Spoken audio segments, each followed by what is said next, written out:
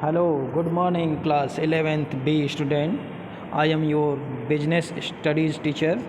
Student, today we are continue your first chapter, business, trades and commerce. Students, today's your topic is rise of intermediaries. ठीक है बेटा, यानी कि जो rise of intermediaries it means जो बिचौलिया होते हैं, ठीक है, जो बिचौलिए का काम करते हैं दो लोगों के बीच में, वो इंटरमीडियरीज कहलाते हैं। आइए इसको पढ़ते हैं। Intermediaries play a prominent role in the promotion of trade. ठीक है, कह रहा है इंटरमीडियरीज जो हैं वो बहुत इम्पॉर्टेंट रोल प्ले करते हैं ट्रेड में, व्यापार में, उसके बढ़ोतरी के लिए। दे प्रोवाइडेड कंसिडरेबल फाइनेंशियल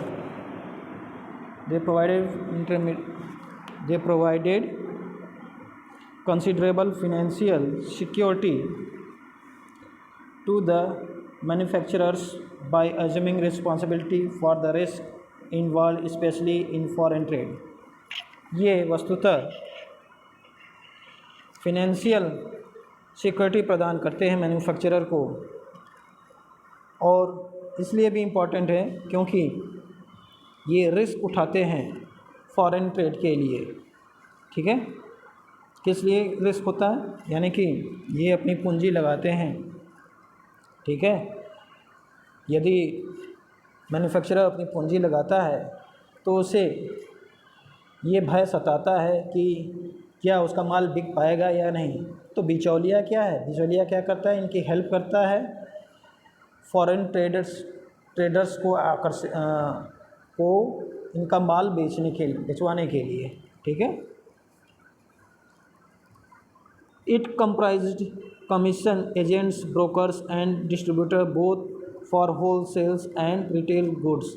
ठीक है, ये एक प्रकार से बिचौलिए का काम करता था, किसके लिए, whole sales and retails goods के लिए।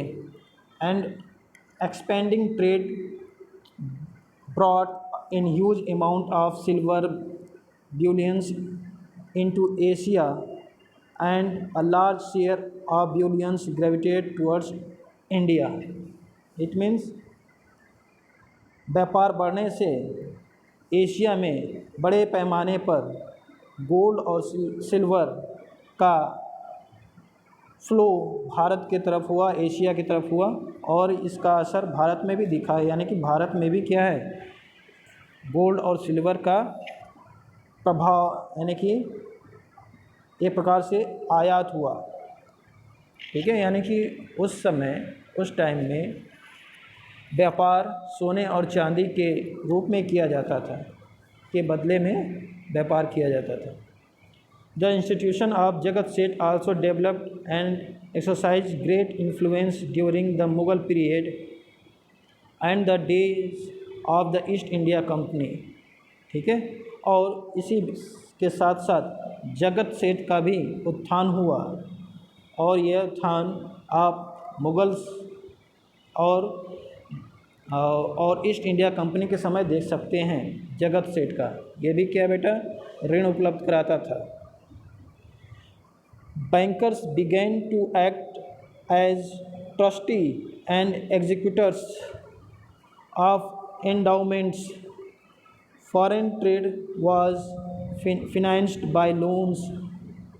However, the rate of interest for longer voyages was kept high in view of the huge risk involved। ठीक है, बैंकर्स ट्रस्टी के रूप में, इट मीन्स बैंकर्स जो थे वो ट्रस्टी के रूप में सामने आए, और ये इंडाउमेंट्स यानी कि इन्होंने अपना सहयोग दिया, किनको, मैन्युफैक्चरर्स को। ठीक है, ट्रस्टी के रूप में। Foreign trade was financed by loans. ठीक है, और फॉरेन ट्रेड यानी कि विदेशी व्यापार जो था वो फिनेंस्ड किया गया लोन्स के द्वारा। ठीक है, यानी कि आप लोन लेकर वो पूंजी जो मैन्युफैक्चरर थे वो लोन लेकर बड़े पैमाने पर माल तैयार करते थे और जब उसका पेमेंट होता था तब उस लोन का भुगतान किया करते थे। However, the rate of interest for longer wages was kept high in view of huge risk involved। और जो फॉरेन ट्रेड होता था, व्यापार होता था लंबी दूरी का, ठीक है, इसके लिए हाई रेट ऑफ इंटरेस्ट देना पड़ता था।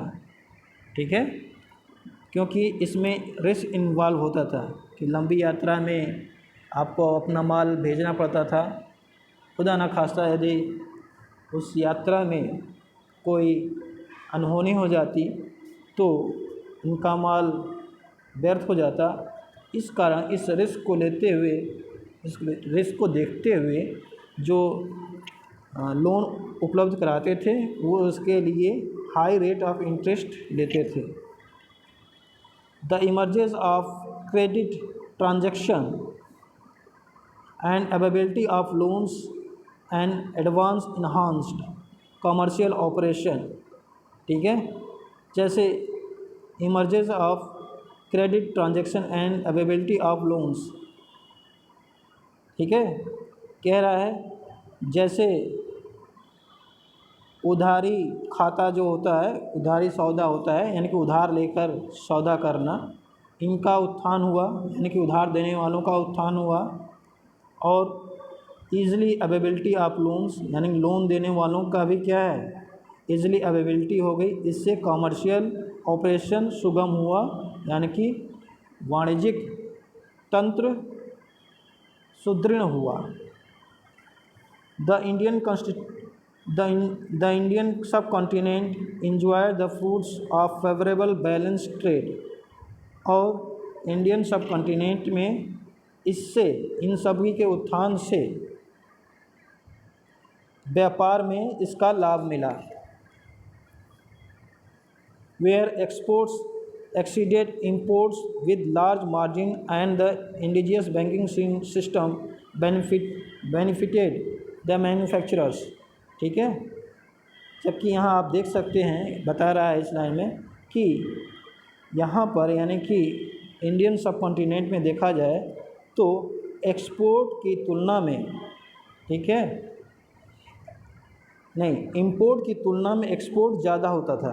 यानी कि भारतीय क्षेत्र के लोग बाहर से चीज़ें कम मंगाते थे और इससे कहीं ज़्यादा बाहर के देशों में अपना माल बेचते थे, जिससे क्या था, उन्हें अधिक मुनाफा होता था और जो इंडिजियस बैंकिंग सिस्टम था उन्हें भी क्या है, प्रॉफिट होता था, क्योंकि वो मैन्युफैक्चरर्स को क्या करते थे, लोन्स अवेलेबल कराते थे। तो इससे इंडिजियस बैंकिंग सिस्टम को भी क्या है, प्रॉफिट होता था, लाभ होता था। आगे देखिए, benefited the manufacturer traders and merchants with additional capital funds and expansion of development. ठीक है, यानी कि इस माध्यम से, यानी कि जैसे कि अभी इस लाइन में क्लियर किया गया है कि आयात से ज़्यादा निर्यात होता था, इससे मैन्युफैक्चरर्स को, traders and merchant with additional capital, इन्हें बड़े पैमाने पर लाभ होता था। Commercial and industrial banks later involve to finance trade and commerce and agriculture banks to provide both short and long term loans to finance agriculture। आगे चलकर देखिए, commercial and industrial bank later involve, आगे चलकर commercial और industrial bank भी involve हुए finance करने के लिए ट्रेड को, व्यापार को।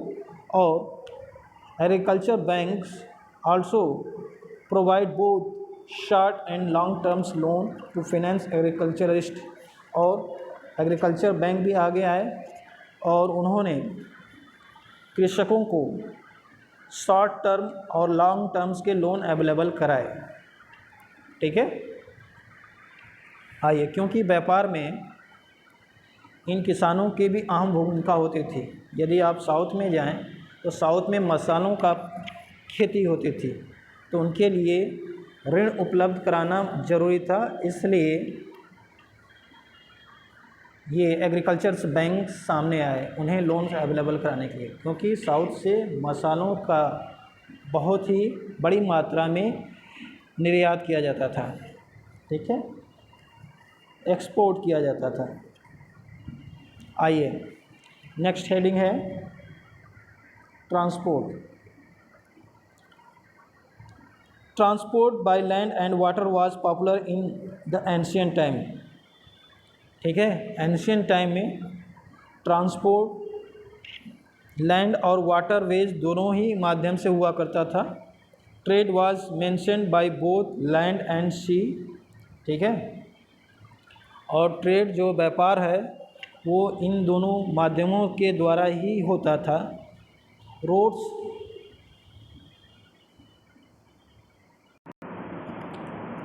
Roads as means of communication had assumed key importance in the entire process of growth, particularly of the inland trade and for trade over land। ठीक है स्टूडेंट, इधर देखिए, कह रहा है कि रोड्स कम्युनिकेशन का यानी कि कनेक्ट होने का बहुत अच्छा माध्यम था, चाहे वो इनलैंड ट्रेड हो। ठीक है, आंतरिक व्यापार, इनलैंड ट्रेड यानी कि अपने देश के अंदर जो व्यापार होता था उसे इनलैंड ट्रेड कहते हैं। तो रोड इसके लिए बहुत ही कनेक्ट होने के लिए बहुत ही अहम साधन था। ठीक है, चाहे वो इनलैंड ट्रेड हो, चाहे ट्रेड ओवर लैंड यानी कि अपने क्षेत्र से बाहर यानी कि अपने देश की सीमा से बाहर या देश की सीमा के अंदर, दोनों ही जगहों के लिए रोड जो है वो कनेक्ट होने का बहुत अच्छा साधन था। आगे आइए, the northern roadway route is believed to have stretched originally from Bengal to Takshashila. जो नॉर्दर्न रोडवे रूट था वो फैला हुआ था बंगाल से लेकर तक्षशिला तक। ठीक है, अगर आप इंडिया के मैप को देखें तो वेस्ट में तक्षशिला है, वेस्ट ना कहें आप, नॉर्थ में कहें जम्मू कश्मीर के और पाकिस्तान का एरिया जो है, जम्मू कश्मीर नहीं कहेंगे, पाकिस्तान का एरिया पंजाब से आगे आप जब बढ़ेंगे, ठीक है, तो वो तक्षशिला का इलाका है। ठीक है, तक्षशिला से लेकर ईस्ट में बंगाल तक। ठीक है, यहाँ तक ये नॉर्दर्न रोडवे रूट था। There were also trade routes in south spreading east and west. और साउथ में भी क्या है, ट्रेड रूट हुआ करता था जो कि ईस्ट और वेस्ट तक फैला हुआ था। Trade routes were structurally wide and suitable for speed and safety. ठीक है, ट्रेड रूट जो हुआ करते थे वो बहुत ही सेफ और सुरक्षित हुआ करते थे, क्योंकि इनके माध्यम से आसानी से माल को एक जगह से दूसरे जगह तेज़ गति से और सुरक्षित माध्यमों के द्वारा एक जगह से दूसरी जगह हैंड ओवर किया जा सकता था। ठीक है, आइए, मैरीटाइम ट्रेड, नेक्स्ट पैराग्राफ में, maritime trade was another important branch of global trade network. कह रहा है जो मैरीटाइम, इट मीन्स समुद्र के माध्यम से जो व्यापार होता था उसे मैरीटाइम ट्रेड कहते हैं। तो maritime trade was another important branch of global trade network, यानी कि वैश्विक व्यापार के लिए में मैरीटाइम यानी कि सामुद्रिक व्यापार भी क्या एक इम्पॉर्टेंट ब्रांच था। Malabar coast on which Muziris is situated has long history of international maritime trade going back to back era of the Roman Empire। ठीक है, अगर इंडिया के आप साउथ में आएँ तो मालाबार कोस्ट, ये जो आपका केरला का एरिया है, ठीक है, वो मालाबार कोस्ट का एरिया है, ठीक है। यहाँ पर मुजरिस कोई जगह थी, प्रेजेंट थी, सिचुएटेड थी, और उसका एक लंबा इतिहास था, ठीक है, अंतर्राष्ट्रीय सामुद्रिक व्यापार में, ठीक है, going maritime trade going back to the era of Roman empire, और उसका व्यापारिक संबंध किससे था? रोमन एम्पायर से था, ठीक है। Pepper was particularly valued in the Roman empire and was known as black gold, ठीक है। पेपर जो कि काली मिर्च, पेपर जो जानते हैं आप, काली मिर्च, इसका उपयोग रोमन एम्पायर में बहुत था, और इससे रोमन एम्पायर के लोग काली मिर्च को ब्लैक गोल्ड के रूप में जानते थे, ठीक है, उसे काला सोना भी कहा जाता था। For centuries it remain the reason for rivalry and conflicts between various empires and trade powers to dominate the route for this trade, ठीक है। इस काली मिर्च के लिए बहुत सारे एम्पायर्स के बीच में प्रतिद्वंद्विता और संघर्ष हुए, ठीक है। किस चीज़ के लिए? इस रूट को हासिल करने के लिए, इस रूट पर अधिकार प्राप्त करने के लिए, ठीक है। किस रूट के लिए? कहाँ? आपको मालाबार तट तक पहुँचने के लिए बहुत सारे राज्य आपस में संघर्ष करते थे, ठीक है, इस रूट पर एकाधिकार करने के लिए। It was in the search for an alternate route of India for spices that led to discovery of America by Columbus in the closing year of 15th century and also brought Vasco da Gama to the shores of Malabar in 1498, ठीक है। तो इसी root की, ये जो root था उस पर जो संघर्ष होता था, इस कारण इंडिया तक पहुंचने के लिए एक नए रूट की आवश्यकता उनको पड़ी, और इसके ही साथ जब कोलंबस अमेरिका की खोज के लिए निकला था तो उसने जब कोलंबस इंडिया की खोज के लिए निकला था तो वो इंडिया, जो जिस रास्ते की खोज के लिए इंडिया पहुंचने के लिए निकला था, वो इंडिया तो नहीं खोज पाया, मगर उसने क्या है, अमेरिका को खोज लिया, ठीक है। तो खोजने तो निकला था वो इंडिया को, इंडिया का नया रास्ता, मगर वो अमेरिका नए देश को खोज लिया, ठीक है। 15th सेंचुरी में अमेरिका की खोज हुई इत्तेफाकन, यानी कि आप इंडिया की खोज के लिए निकले थे कोलंबस, मगर पहुंच गए अमेरिका कॉन्टिनेंट, ठीक है। पर आगे चलकर Vasco da Gama Malabar coast पहुंचता है इन 1498 में वास्को ड गामा जो है वो मालाबार पहुंचता है। कब? 1498। Calicut was such a bustling emporium, ठीक है, that it was even visited by Chinese ship to acquire items. कह रहा है कलिकट उस समय जो मालाबार कोस्ट था, उसमें कलिकट जो है सबसे व्यस्ततम विक्रय केंद्र था।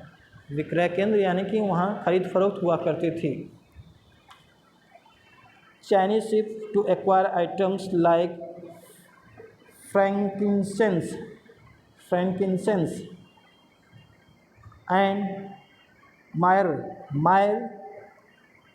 From the mid east as well as pepper, diamonds, pearls and cotton from India, ठीक है। जो चाइनीज शिप थे, यहाँ पर फ्रैंकिंसेंस एक प्रकार का,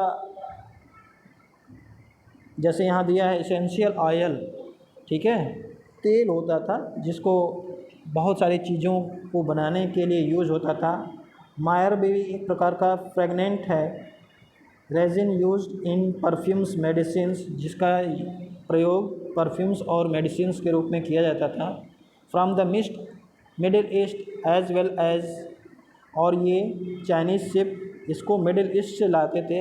as well as pepper, diamonds, pearls and cotton from India, और इंडिया से काली मिर्च, डायमंड, पर्ल्स, मोती एंड कॉटन इंडिया से लेते थे। On the Coromandel coast, Pulicat was a major port in the 17th century।